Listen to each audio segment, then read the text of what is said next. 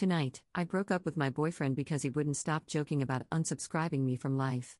Posted by you/Chuck Knows. During our first few weeks of dating, he joked uncomfortably often about murdering, dismembering me, and disposing of my body. Maybe, out of context, I'm being dramatic? He's very sarcastic and has dark humor. But to me, it wasn't funny and caused me anxiety because I know the statistics. I talked to him about this. I told him repeatedly, stop joking about killing me. He kept making the jokes until I finally told him that those jokes literally scare me. He apologized and seemed to feel bad that his jokes made me afraid of him. Tonight, we were over 3 hours late to meet his brother to play games, watch movies, and eat dinner. When I was talking to him about us being late, I noticed he sighed deeply, clenched his fist, and looked down at it, as if he were making the conscious choice not to punch me. Then, as I was saying goodbye to his brother, he came into the room and said, she should say her permanent goodbyes. I asked him, what the F are you talking about? He said it was a joke. I asked, how is that funny? What's the punchline? Please explain to me how that was supposed to be funny. He couldn't answer. I didn't want to get in the car with him. I walked off and thankfully, my roommate picked me up and drove me home. He called later, and I told him I'm done. He's a good man, except for the jokes about killing me. We had talked about it and agreed that he wouldn't joke about killing me anymore, but then he did it again tonight and doubled down, saying it was just a joke and that actually, I'm the problem. I started telling him, again, how often women are killed by their husbands and boyfriends and that's why the jokes bother me so much, but he interrupted me to say, F you. So I hung up and blocked him. All of this really sucks because my roommates say I should just talk it out with him and give him another chance since they can tell I really like him and that he really likes me. But I already did that. I thought we were past the homicide jokes. Then he did it again tonight while he was angry with me, and it caused this awful feeling in my gut that I needed to not get in the car with him and get away from him. I've had boyfriends and male friends in the past. None of them have ever made jokes about murdering and dismembering me, especially multiple times after I told them to stop. Have you had friends or boyfriends who make jokes like this? Where is the humor in it? What would you do in this situation? Relevant comments. Commenter. Just remember, there are a lot of murdered women who once said, he'd never do that to me. When I was a teenager, I would drive around country roads in our smallish town with male buddies from school. I'm a woman. One night, my really good friend thought it was a good idea to joke about chopping me up with an axe. I got really terrified because it was such an overwhelming and scary thing to hear, and I started to cry. The immediate regret was obvious in my friend's eyes, and he genuinely looked mortified for having scared me so badly. He started apologizing, saying it was such a stupid joke and reassuring me. In the moments after making his foolish attempt at humor and seeing the impact it had, he felt remorse and wanted to correct his behavior. Your ex did not do this, or if he did, he immediately repeated the scary behavior anyway. My friend never made a joke like that again. Men who actually care about us will respond empathetically to our fear and will want to do whatever it takes to ensure we feel safe around them, especially if it's as simple as refraining from making dumb jokes. I hope you never have to see this creep again, and good for you for sticking up for yourself. Update 11 months later. I hope I'm not breaking any subreddit rules by posting an update, but I thought this sub would appreciate it, given all the feedback my original post received and the many messages I read requesting an update. My original post was almost a year ago. Thankfully, I have moved across the state since then and have not seen him since.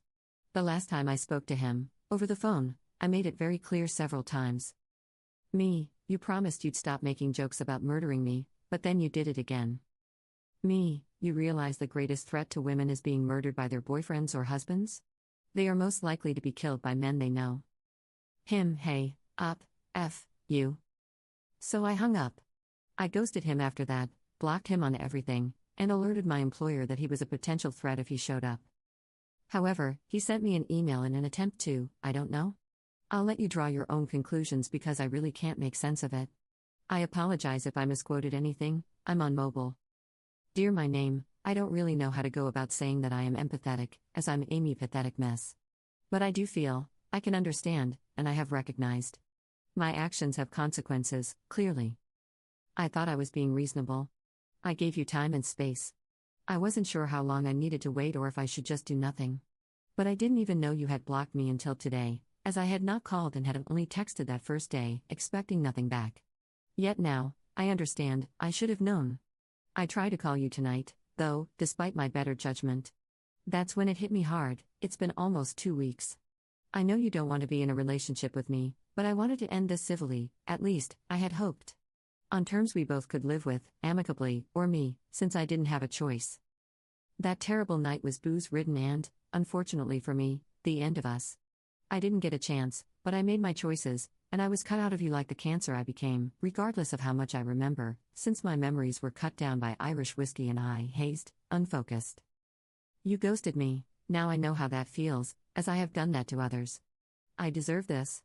It's interesting because you once mentioned that I never had to change my number in my last relationship over 5 years ago because all I needed to do was block them.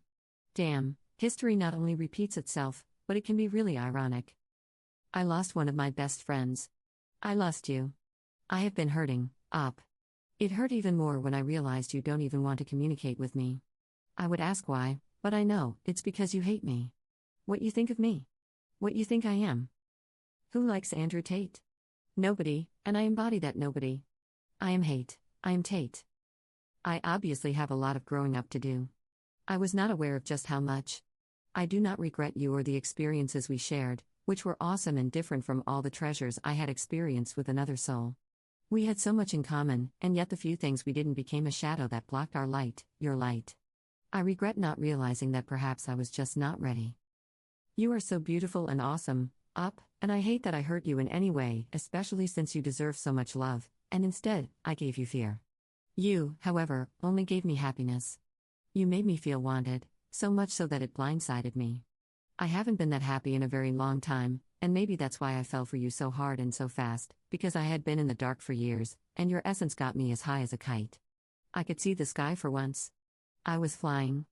I had been grounded since I lost my wings a few years ago, and it showed. I started sinking in the sands of time, in bottles, in gates drowned by my fears. My brother lost a friend because of me. I lost because of me. I may be a good person who does bad things, but I did a bad thing to a good person.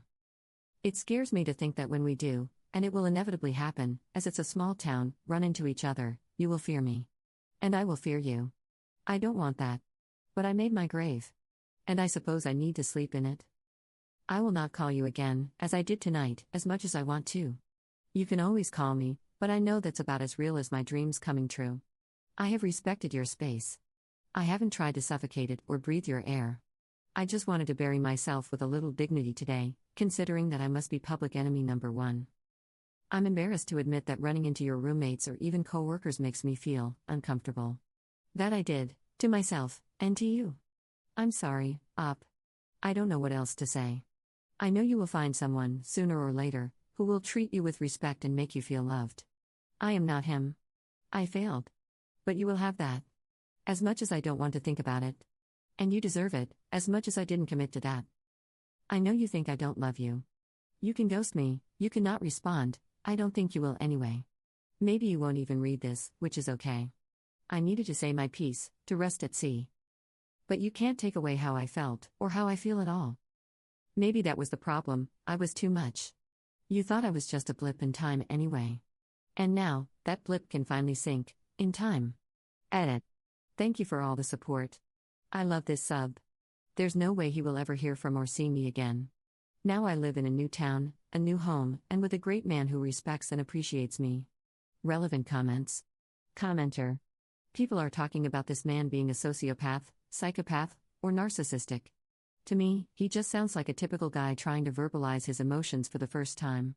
I don't know how old he is, but it reads like the letters my first boyfriend wrote when he was 20. Trying to be poetic and funny but failing at both, just word vomiting emotions without fully understanding them. Yeah, that's just a normal dude learning that his actions have consequences for the first time. Op's response. He's like 40.